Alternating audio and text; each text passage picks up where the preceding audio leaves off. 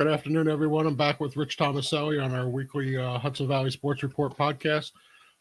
Rich, there's been some news in New York State athletics. You want to get us up to date on what's going on? Yeah. Hey, everybody. Hope everybody's doing great. Some very good news, very positive news to kick off the week this week, and we'll get into a whole bunch of stuff on the show, including we have a special guest as we start to bring in guests more and more as Eddie and I get cut. Well, I shouldn't say that. Eddie's comfortable with doing everything. Me, I'm not sure I'll ever be comfortable with with the technology. He sends me a link and says, "Click this, and we're about to go live." All right, sounds pretty easy. Yeah, I'm real happy, and I'm sure Eddie is too, because Eddie has a good relationship and a good working relationship with the folks over at SUNY New Paltz. And that is that the State University of New York Athletic Conference has decided they will have spring sports. So they will bring back baseball, softball, lacrosse, I believe tennis, anything that was played in the. I don't think there was anything that was going to be played normally in the spring that has been postponed or canceled. So spring sports are coming back. Remember, we lost it all last year, and the SUNY schools lost everything this year as well. This school calendar year. So very, very, very good news, and I'm sure as someone who has taken a ton of photos for SUNY New Paltz for all of their publications and their website and everything, Eddie, you must have been pretty happy for the folks over there. Yeah, absolutely. It's great to see SUNY New Paltz and all the SUNY schools being allowed to play sports again. Unfortunately, my stint over at SUNY New Paltz ended a couple of years ago, but I still get over there. I still shoot photos and stuff like that. But yeah, I'm looking forward to high school sports, especially to get back to somewhat normal. Yeah, let's hope so. And the good thing too about SUNY is that we've got a ton of kids from this area who end up going to SUNY schools, who go, mostly it's Division III. Look, they're not. These are pure student athletes in every sense of the word. That they are going to pursue a business and a career. They know they can do so at the great SUNY schools that we have. But at Division III, they're more likely not to get noticed to go on to the pros. Not to say it doesn't happen; it certainly does. But I'm happiest for them, because all they wanted to do was continue pursuing their athletic career as long as they could, and they'll get a chance to do that. The spring athletes will get a chance to do that, and bringing it back. And we have just a ton of kids who leave high schools in our area and go on to the SUNY system and continue to play for another 4 years. So I'm thankful, happy, grateful to the chancellor of the SUNY school system for allowing that to happen. So, yeah, absolutely. It's good to, like I said, it's good to see any sports back, and it's great to see that SUNY, the SUNY chancellor is going to allow spring sports to come back. Who knows with restrictions and all that? We don't know all the rules of that stuff, but I'm sure, pretty much what we have in effect right now is going to be in effect towards the spring. Yep.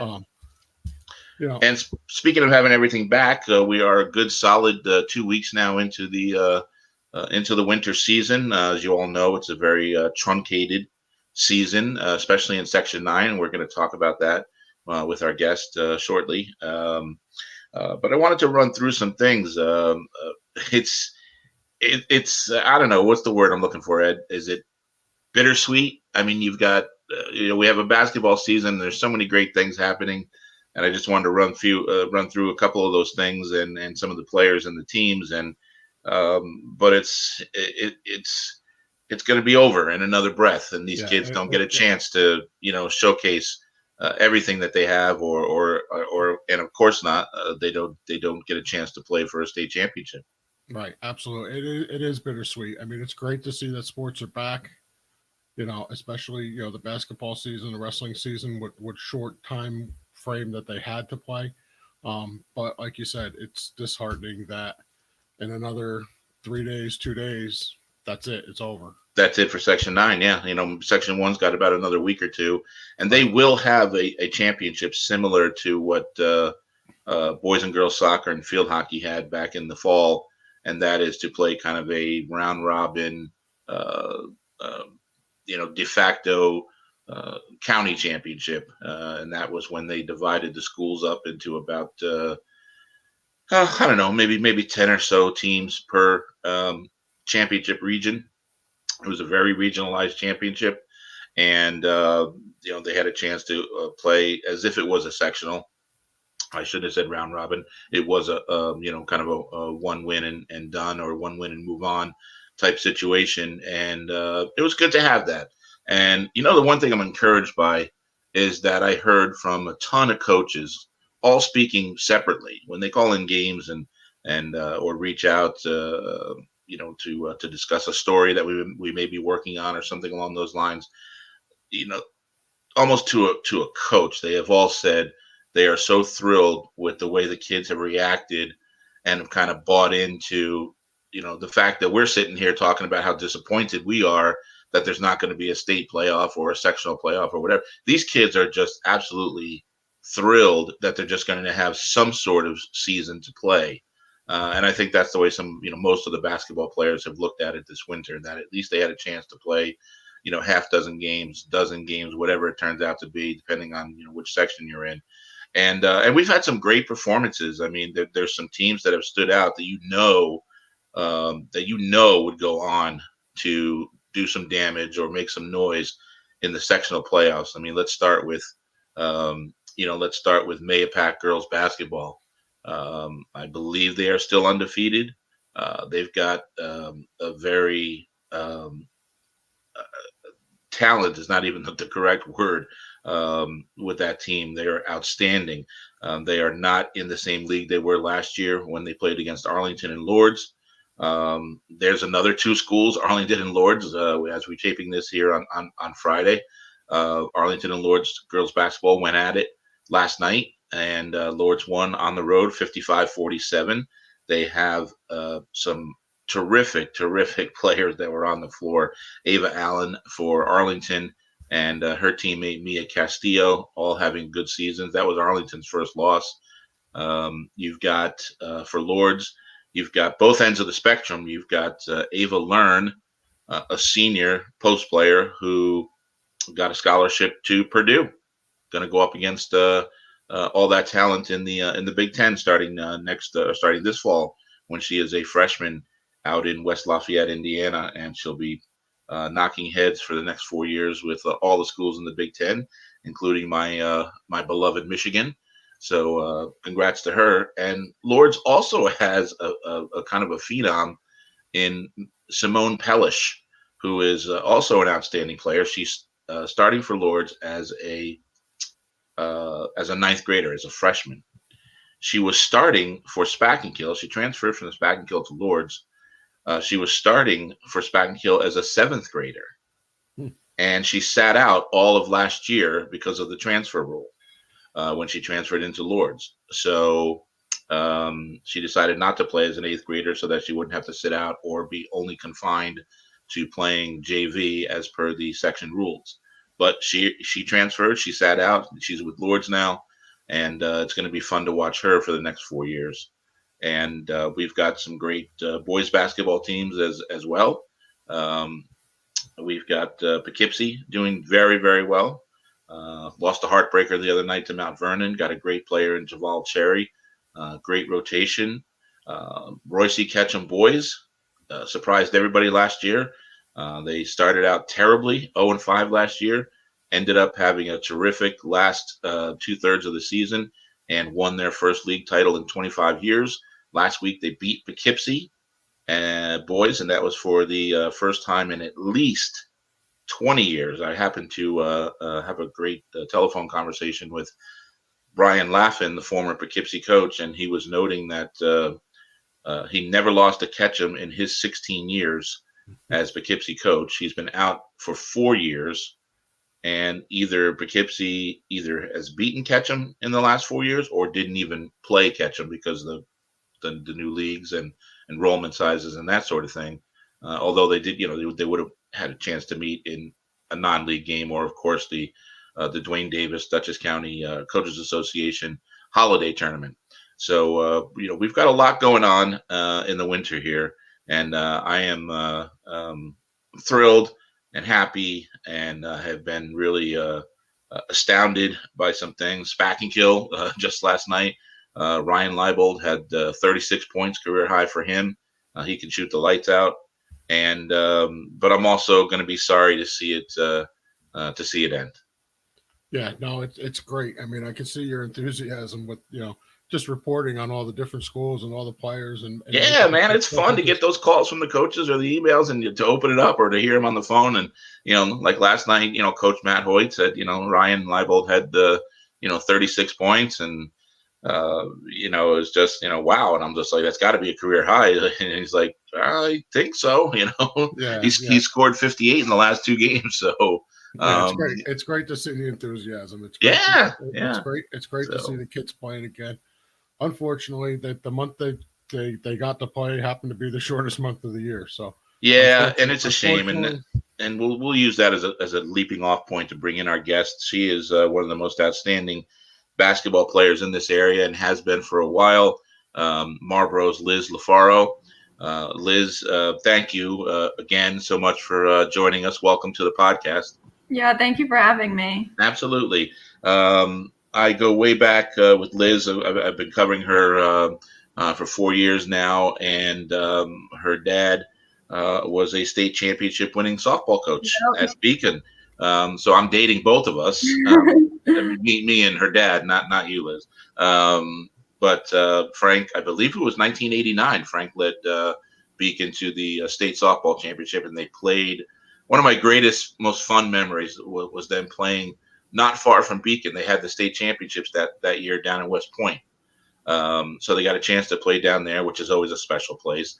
And I'll never forget telling a couple of players on that team, including Kathy McCarthy, who is now Kathy McCarthy Shetter, who had a daughter, Lauren, who was a great basketball player at Beacon, now at Pace.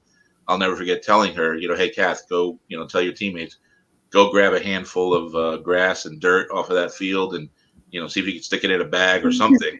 And she did. She still got it to this day. But I wanted to bring Liz in because I wanted Liz to be kind of a representative of Section 9.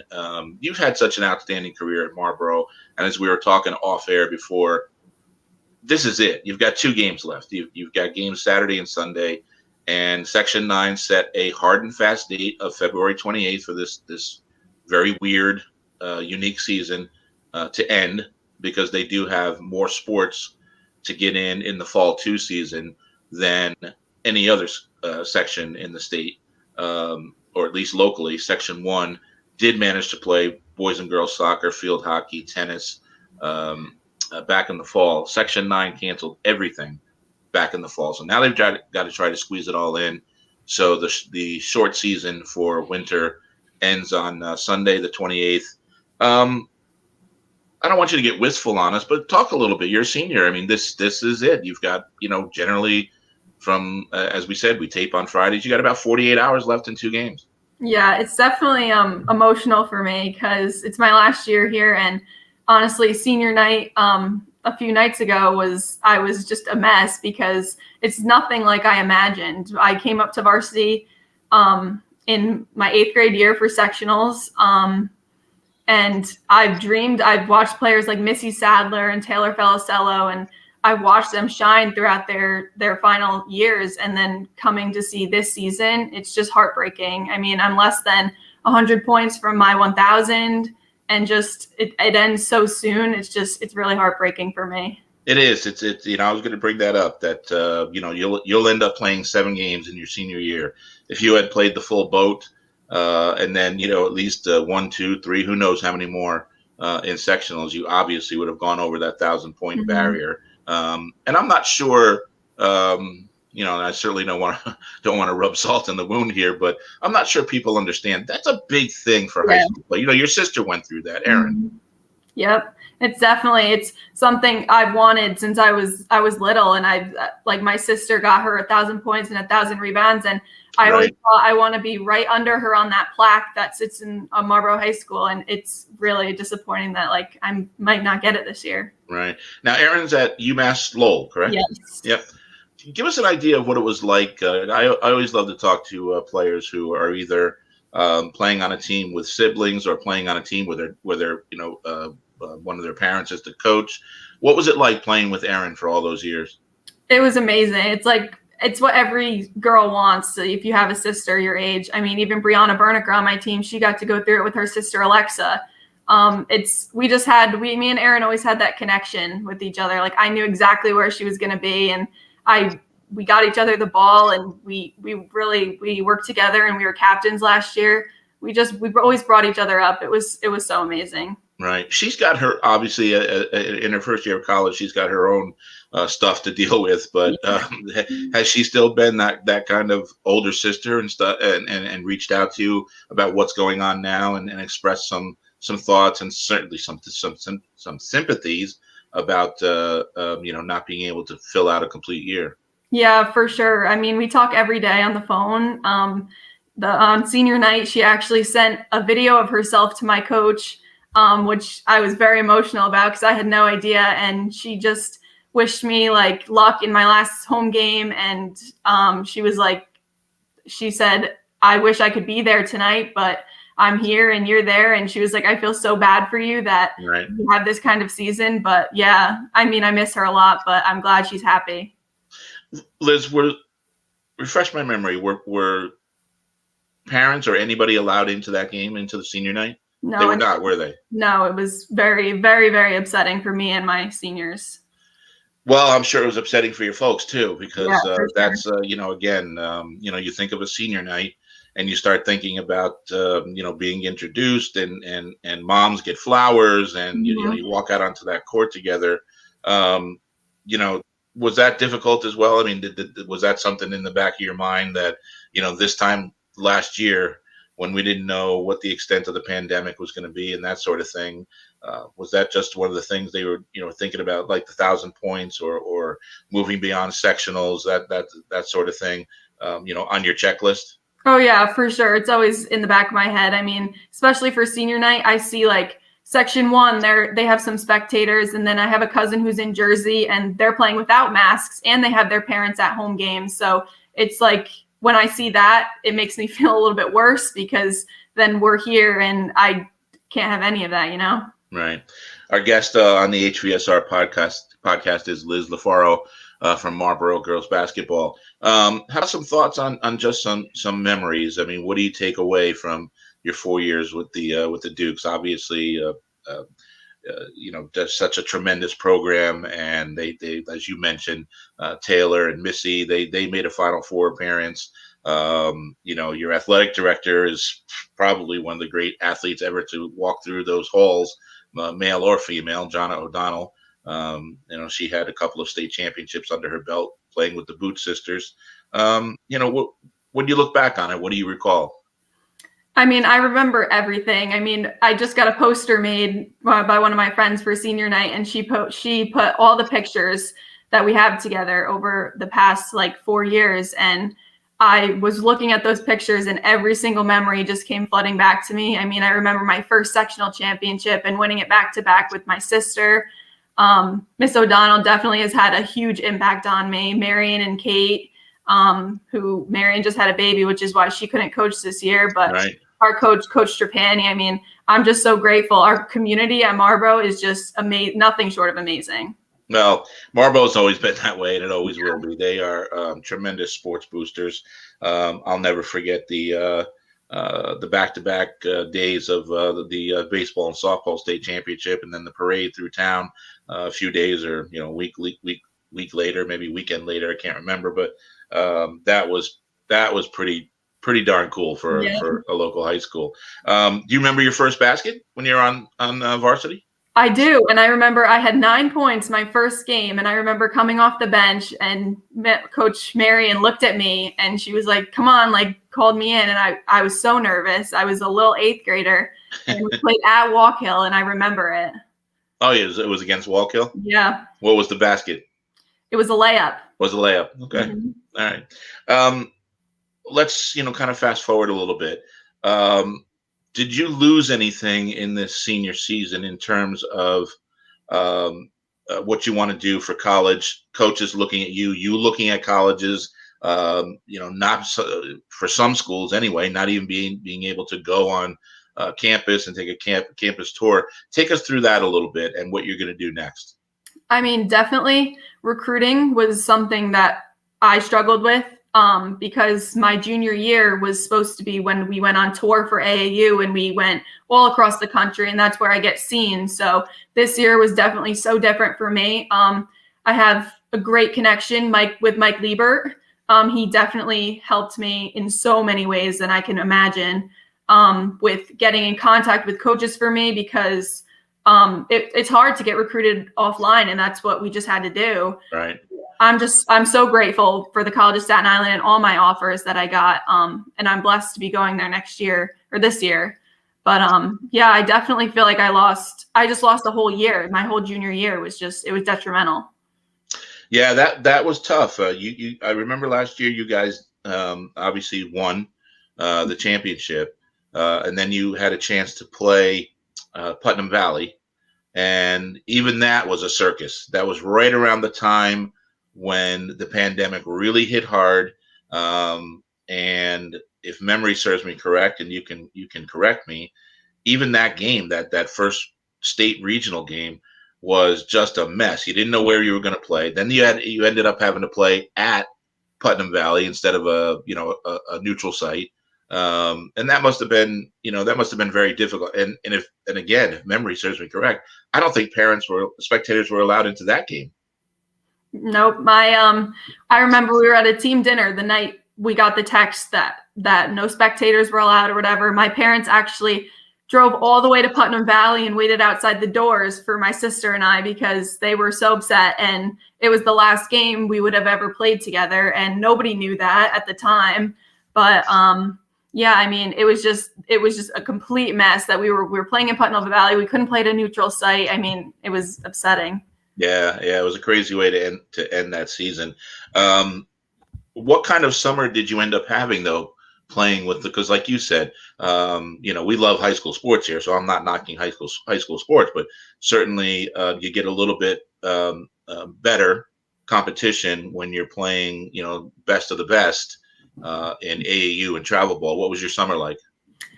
We went to some local tournaments that were allowing us to actually play, like Philadelphia. I remember I played in with New York Extreme Hoops, and then I've been training with North Star Sports, their basketball team, which is who a lot of girls like Simone, she trains with them, and Hannah Palumbo on my team, Gabby Murphy. We all really go there, which is a great, fantastic program for upcoming athletes. But yeah, we just went to the local stuff and just tried to compete in whatever way we could.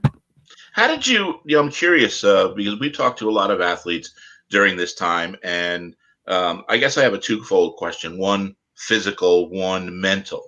How did you navigate this school year, not knowing if you were going to have a basketball season? What did you do? What did you physically do to work out, to stay in shape, to be ready to play basketball when they finally pulled the trigger? And mentally, how did you, kind of will your way through it with all the ups and the downs? Okay, yeah, we're going to start. No, we're going to go on pause for another 2 weeks. And then you get close, and then it's like, we're going to, let's hang out. We're going to push it back another 2 weeks. And then you finally did get, the governor saying on January 21st that you could play.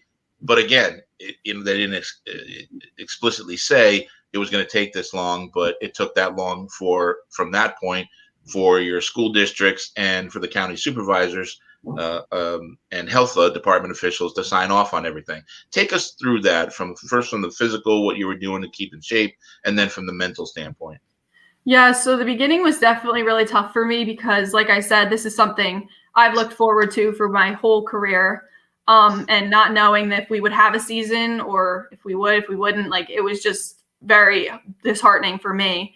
But I train every day in season or off season. I train with North Star Sports, which is a great strength and conditioning program. I even signed up for Planet Fitness when I couldn't go there. I went and did that on my own strength training. I run every day, and I literally was praying every single night for a season. Like, it means so much to me to be out there, but it was definitely tough in the beginning.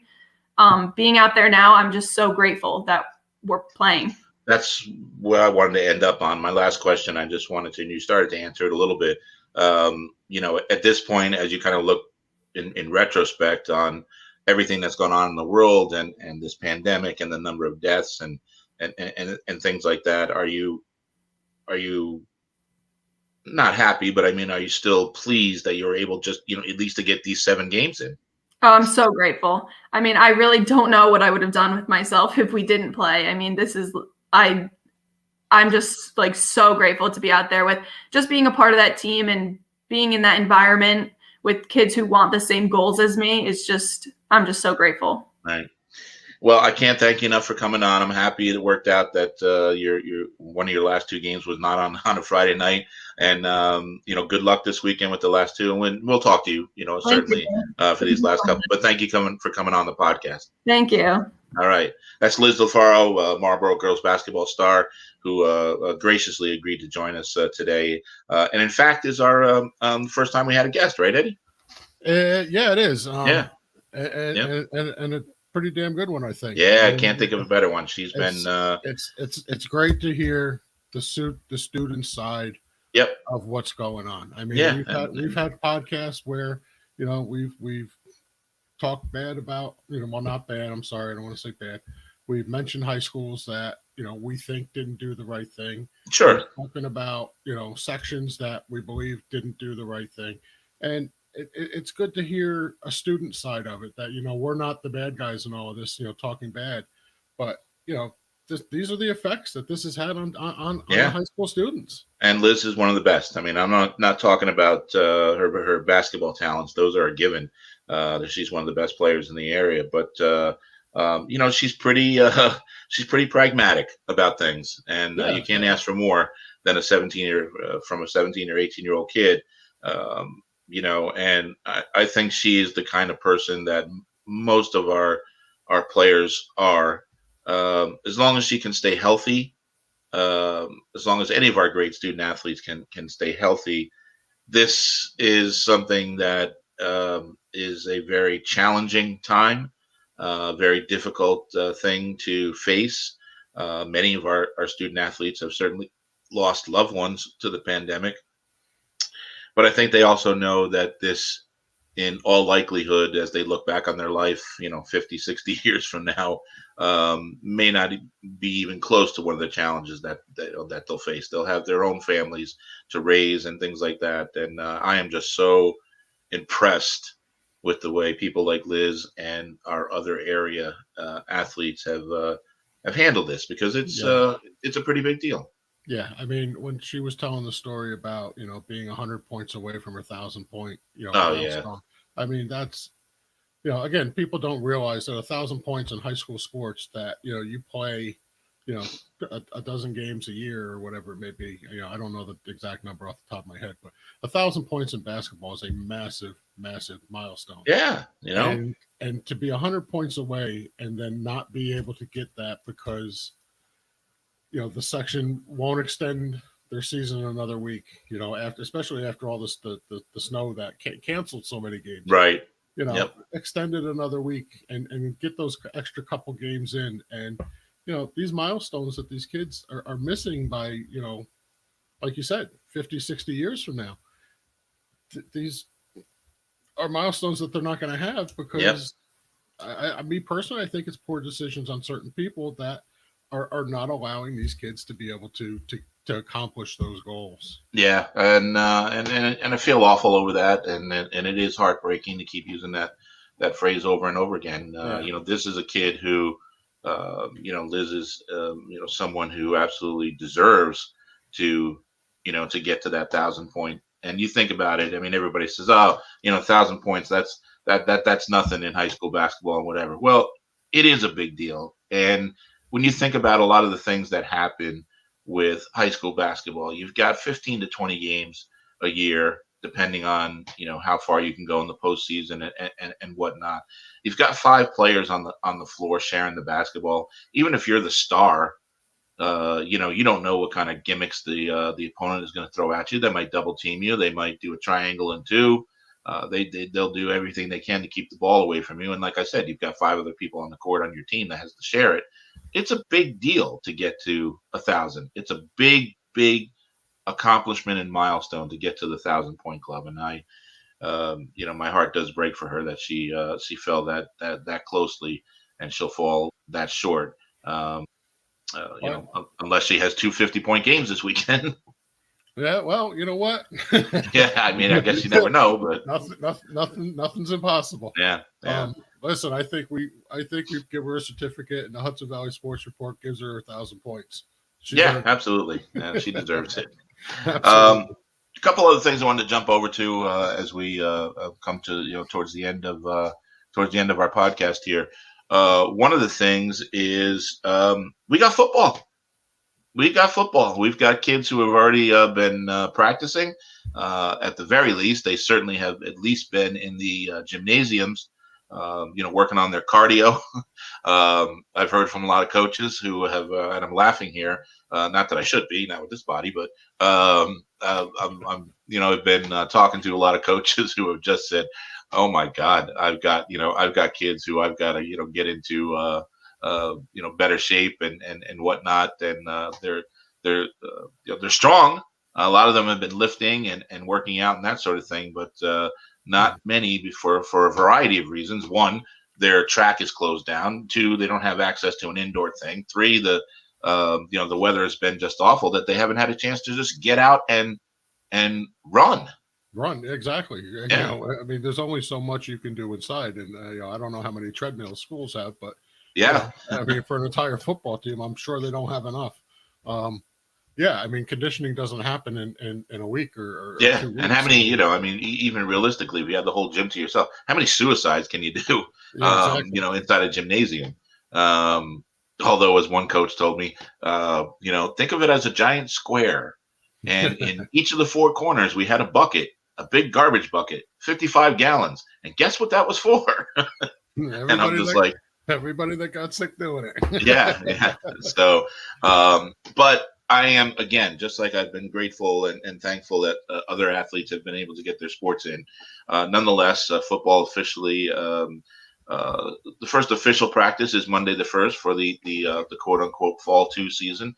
As we had mentioned previously in section 1, you've got football and volleyball that were canceled from the fall season. And in section 9, which canceled everything in the fall, you've got your full boat to squeeze in those 6 or 7 weeks, or however long that season is going to last. In general, I can tell you from personal experience with my own son that they've been working out. His first official practice, as with everybody, is Monday the 1st, and then he's got a game right away on Saturday or Friday night the 12th of March. It's going to be a shortened season, 6 games. And I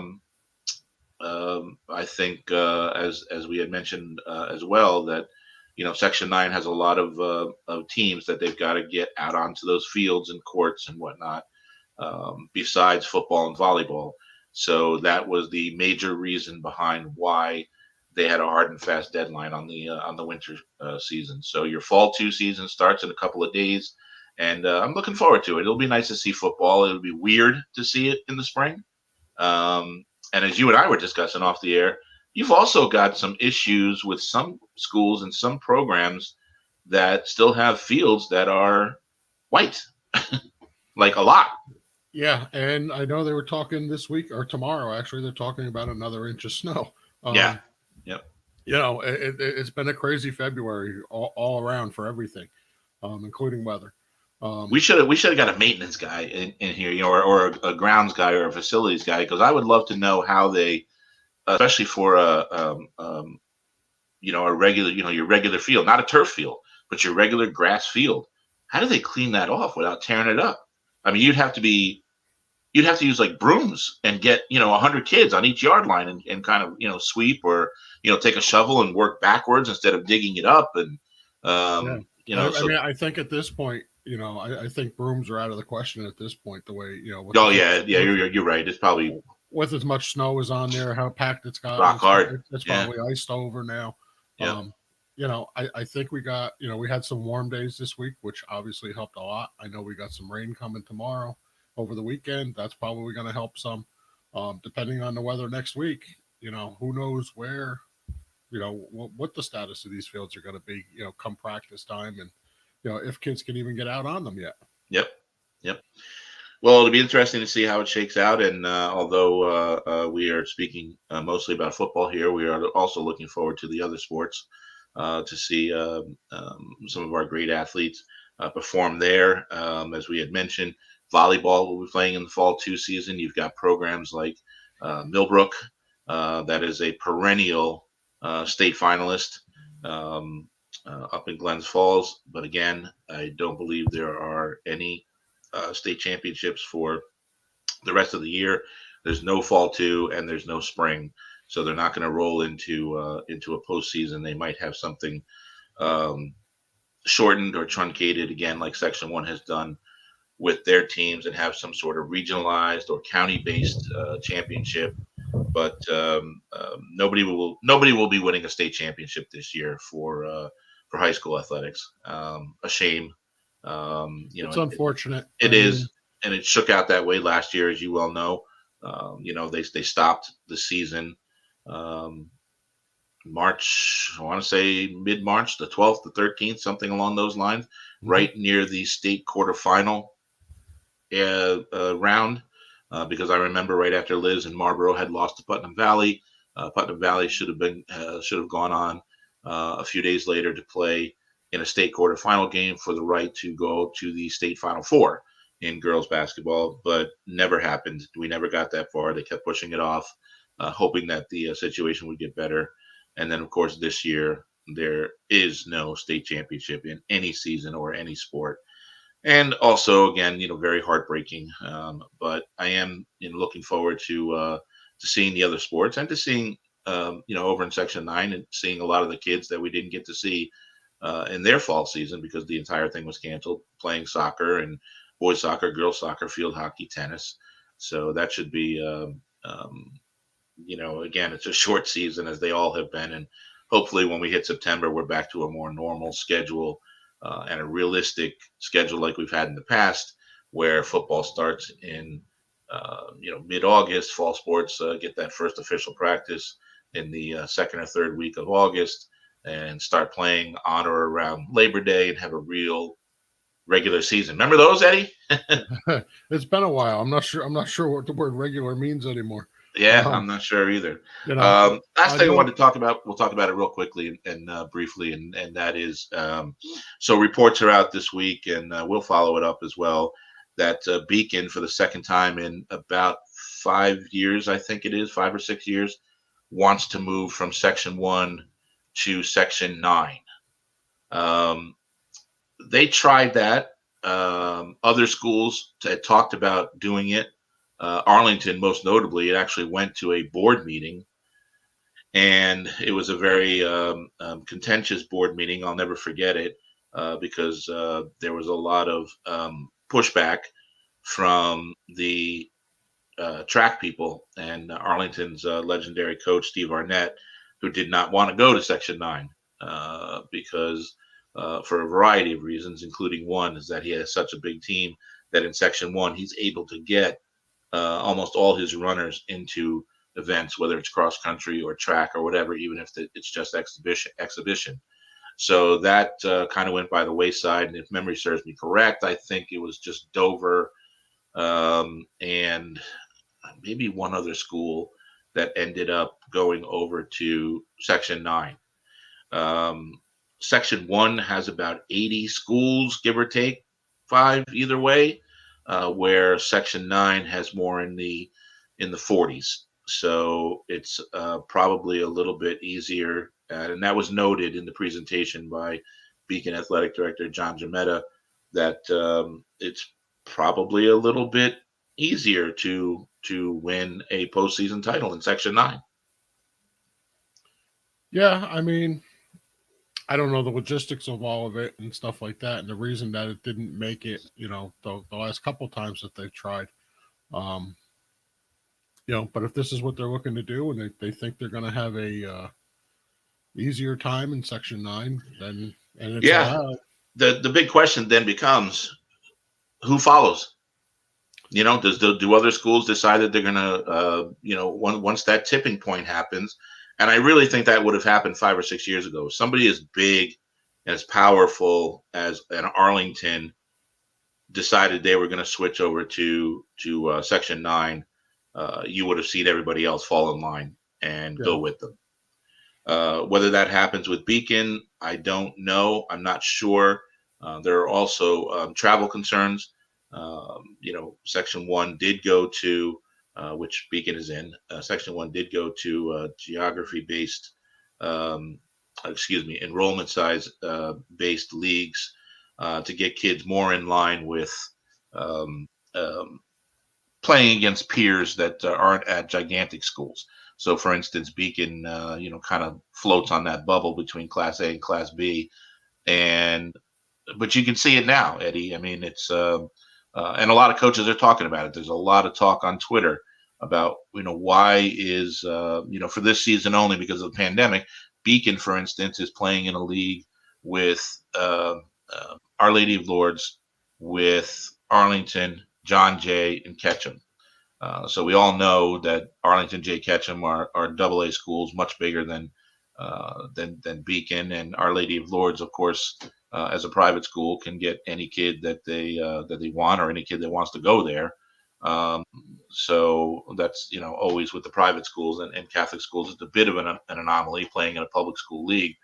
But in girls basketball, you've really seen it in girls basketball. You've gotten scores like 84-13, 72-27. It's it can be a bit disheartening to say the least. So I certainly can understand Beacon's logic and thinking behind that, just from that perspective alone.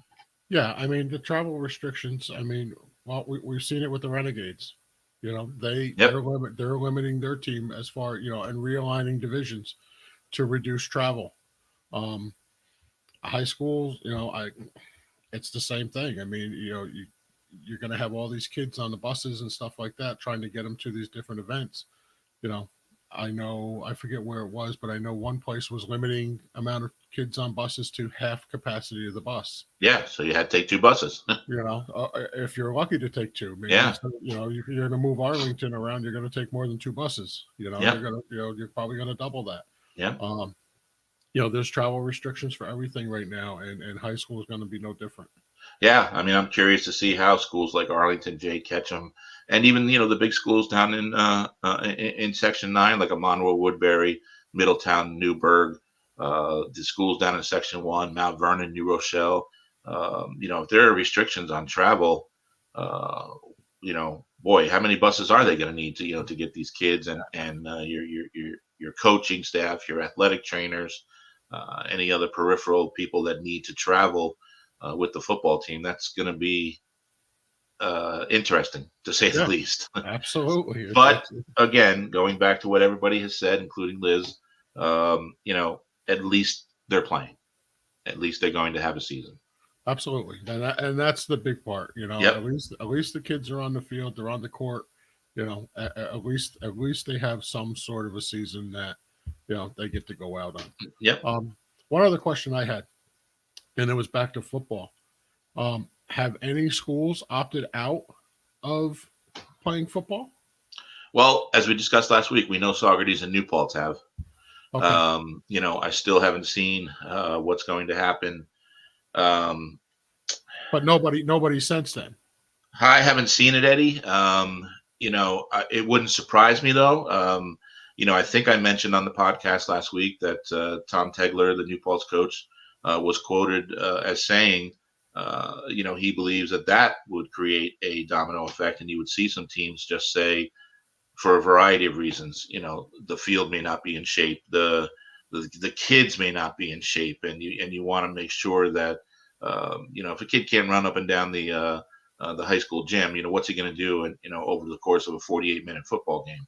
Right. So there are some factors, and it would not surprise me if you saw either this weekend as they lead into Monday's first official practice, or during that first week, that some schools say, you know what, I'm not sure it's going to benefit us to do this. And the reason I'm saying that I wouldn't be surprised, although I would be disappointed, of course, for the kids, is that, look, I'm still sitting here shocked with only a couple of days left in the Section 9 basketball season that Newburgh, big, powerful, mighty Newburgh, didn't have a basketball season.